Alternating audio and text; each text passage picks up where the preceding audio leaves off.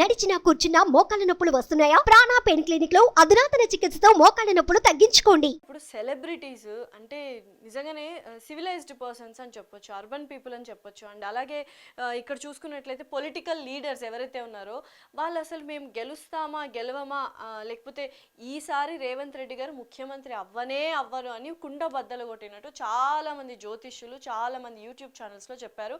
కేసీఆర్ గారు ముఖ్యమంత్రి అవుతారు, అలాగే నెక్స్ట్ వెంటనే కేటీఆర్ గారు కూడా అవుతారు అంటే వాళ్ళు మరి ప్రతిపక్షంలో పడడం జరిగింది.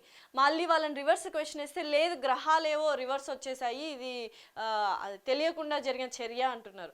ఈ సెలబ్రిటీస్, పొలిటికల్ లీడర్స్ ఇంత నాలెడ్జ్, ఇంత ఇంటెలెక్చువల్ పీపుల్ గవర్నమెంట్ రన్ చేస్తున్నారు, ఒక ఫ్యాన్ బేస్ ఉంది. ఇటువంటి వాళ్ళందరూ ఇటువంటివి నమ్ముతుంటే సామాన్య ప్రజలు నమ్మాల్సి వస్తోందా, లేకపోతే ఎక్కడి నుంచి అవేర్నెస్ అనేది రావాలి బాబు గారు? నిజానికి ఈ జ్యోతిష్యులం అని చెప్పుకునే గ్రహాలు ఉన్నాయి చూసారా, ఈ గ్రహాలని బయటికి తీసుకెళ్లి రాత్రిపూట అంగారకుడు ఎక్కడ చూపిరా అంటే ఒక్కడికి తెలీదు. కరెక్ట్. వీళ్ళు గ్రహాల మూవ్మెంట్ మారింది అని చెప్తున్నారా? కళ్ళజోడు లేకుండా కనపడదు వీళ్ళకి. వీళ్ళకి గ్రహాలు ఎట్లా మారుతున్నాయో వీళ్ళకి తెలిసిందా? నీ పుస్తకం చూసేగా నువ్వు చెప్తుంది, పవిత్ర గ్రంథం అంటున్నావే, నీ పంచాంగం అని చెప్తున్నావే, నీ పంచాంగానికి విరుద్ధంగా గ్రహాలు కదిలినాయా? అంటే వీళ్ళని మళ్ళీ ప్రశ్న వేసేవాడు లేడు కాబట్టి, వీళ్ళ మీద ఎవరు చర్యలు తీసుకోవట్లేదు కాబట్టి ఓ నెల రోజులు ఆగి మళ్ళీ మొదలు పెడతారండి. ముఖ్యంగా గోల్డ్ పెంచుకున్నాడు ఒకడు ఉన్నాడు చూడండి, వాడి జీవితంలో ఎప్పుడైనా ఒక్క పనికొచ్చే పని చేసి ఉంటాడంటారండి. గోళ్ళు ఇంత పొడుగు ఉన్నాయండి వాడికి. గవ్వలు ఇసురుతున్నాడు, గవ్వలను చూసి ఎలక్షన్ రిజల్ట్ చెప్తున్నాడు. మన అందరం కూడా వివేకానందుల వారి దగ్గర నుంచి ఇప్పటిదాకా శక్తి, కృషి, స్వయం శక్తి, కృషితో మనం ముందుకు వెళ్ళాలి అని, కృషితోనే నాస్తి దుర్భిక్షం అని మనం చెప్పుకుంటూ ఉంటే, బాణ పొట్టలేసుకుని అక్కడ కూర్చుని గోళ్లు పెంచుకుని జీవితంలో గవ్వలేయటం తప్పిస్తే ఇంకో పనికి అర్హులు కాని వాళ్ళు కూర్చుని రేపు మన పాలిటిక్స్ కానీ వ్యక్తిగత జీవితాలు కానీ ఎలా ఉంటాయో చెప్తున్నారండి. మీరు అడిగిన ప్రశ్న ఏంటంటే, రాజకీయ నాయకులు కానీ ఈ సినిమా స్టార్స్ కానీ వీళ్ళందరూ ఎందుకు పాటిస్తున్నారు, వీళ్ళని చూసి సామాన్య జనం ఏమనుకుంటారు? రాజకీయ నాయకులు, సినిమా స్టార్లు సామాన్య జనమేనండి. వీళ్ళు పెద్ద చదువులు చదువుకున్న వాళ్ళు కాదు చాలా మంది. కరెక్ట్. బట్ ఎక్కడో వాళ్ళని చూసి ఇన్ఫ్లుయెన్స్ అవుతున్నారు, ఇన్స్పైర్ అవుతున్నారు యువత కావచ్చు, ఎవ్రీవన్. అందుకనే నేను అలా సంబోధించాల్సి వచ్చింది. కరెక్ట్ అండి. అంటే వీళ్ళు చాలా సాధారణమైన మెదళ్ళు కలిగిన, చదువు తక్కువ ఉన్న, వారి రంగంలో నిష్ణాతులైన మనుషులు. వారు వీక్షకుల నుండి, ప్రేక్షకుల నుండి ఎంతో ఆదరణ పొందుతున్న కారణంగా వాళ్ళు ఏం చేస్తున్నా కూడా చూసి వారి పట్ల అభిమానం ఉన్న వాళ్ళు ఇన్ఫ్లుయెన్స్ అవ్వటం అన్నది వాస్తవం అండి. సినిమా, రాజకీయం రెండు జూదాలు అయిపోయినాయి కాబట్టి. చూడండి, సినిమాలో ఫలానా డైరెక్టర్ ఆఫ్ ఫోటోగ్రఫీ, డిఓపి, ఫలానా మ్యూజిక్ పర్సన్, ఈ కాంబినేషన్ కుదిరితే మనకి హిట్ గ్యారంటీ అన్న మూఢనమ్మకాలు ఉన్నాయి.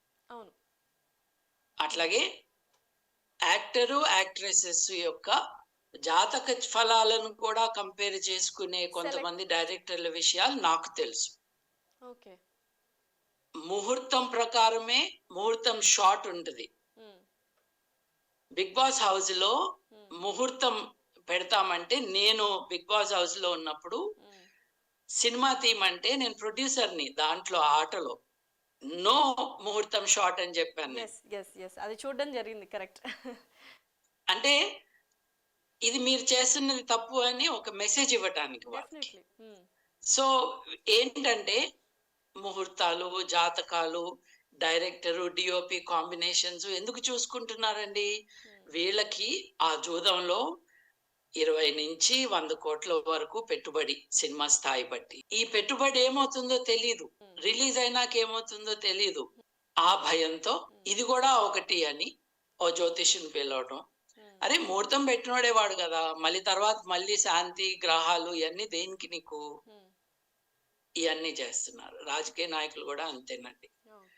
వాళ్ళకి ప్రజలతో అవినాభావ సంబంధం ఉండాల్సింది పోయి గ్రహాలతో ఇట్లాంటి చిల్లరగాళ్లతో ఎక్కువైపోయింది. నిజంగా అంటే అంటే రాజకీయం యొక్క ఐడెంటిటీ ఎసెన్స్ మారిపోయిందండి ఇవాళ. ప్రపంచం సో ఈ జూదంలో ఇది కూడా ఒక ఇంటాంజిబుల్ థింగ్ కదా, దీన్ని కూడా మనం టేక్ కేర్ చేస్తే బాగుంటది అని మన కేసీఆర్ చేసిన యాగాలు ఏంటేంటి? చండీ యాగం, రాజశ్యామల యాగం, అట్లాగే అంతకుముందు శత్రు సంహార యాగం. వీటన్నిటికీ తోడు మళ్ళీ రూమర్స్, మనం వార్తలు కూడా సరిగా క్లారిటీతో రాలేదు, కొన్ని జంతు బలులు కూడా జరుగుతాయంట. ఇవి కొన్ని వామాచార పద్ధతిలో జరుగుతాయి. అంటే తంత్ర ఉంది దాంట్లో. తంత్ర ఒక్క వికటించిన ఇదే కదండి బ్లాక్ మ్యాజిక్ అనేది, చేతబడి అనేది. ఇవన్నీ చేయటం ఏంటి? ఒక latest state in the country, కొత్తగా పుట్టిన రాష్ట్రం ఇది, పోరుగడ్డ, పోరాటాలకి అడ్డ మన తెలంగాణ అని చెప్పుకుని దీన్ని మూఢనమ్మకాలకి అడ్డాగా మార్చారు కదా.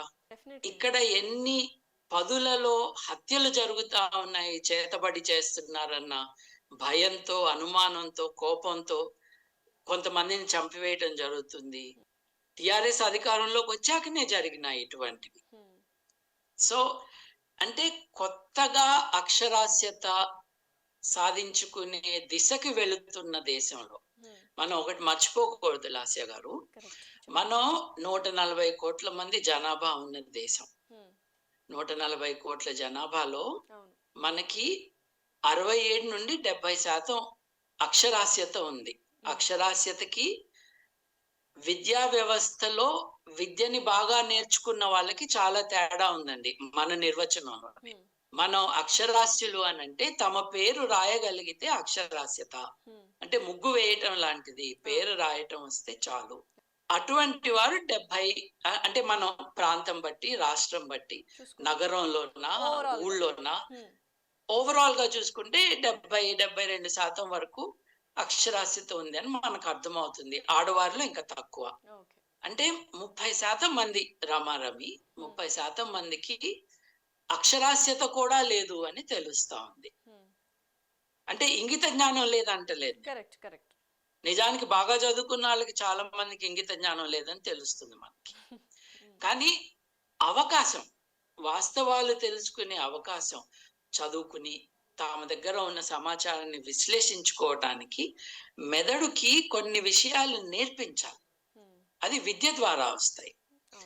అటువంటి విద్య అందని వారు, అక్షరాస్యత కూడా రాని వారు 30% మంది ఉన్నారండి. 30% మంది అంటే ఎంత అండి?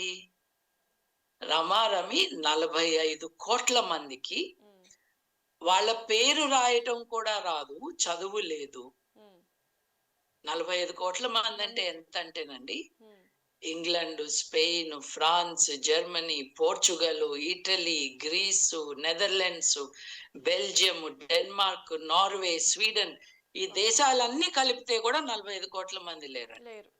ఇంతమంది ఇంత దీన పరిస్థితిలో ఉన్నప్పుడు ఆ అంధకారంలో బతుకుతున్నాయి ఈ విష పురుగులు. అబద్ధాలు చెప్పి, మోసం చేసి, భయపెట్టి. ఇప్పుడు దీంట్లో భయం అన్నది ఒకటి ఉంది, అది మర్చిపోకూడదు. అరే నీకేదో అవుతుందిరా అంటే నాకు రెమెడీ చేస్తావా అని భయం వేసి వెళ్తున్నారు